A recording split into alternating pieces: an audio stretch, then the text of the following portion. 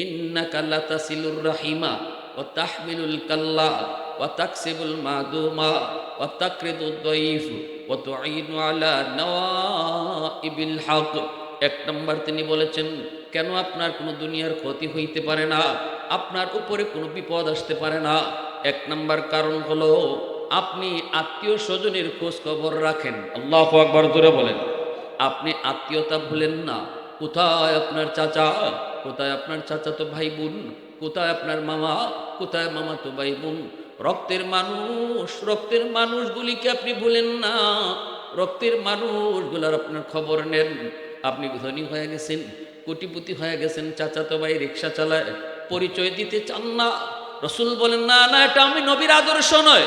যেই মানুষটা গরিব আত্মীয় স্বজনের খবর নেয়, আল্লাহ তাকে আসমানি জমিনি আযাব গজব থেকে হেফাজত করে।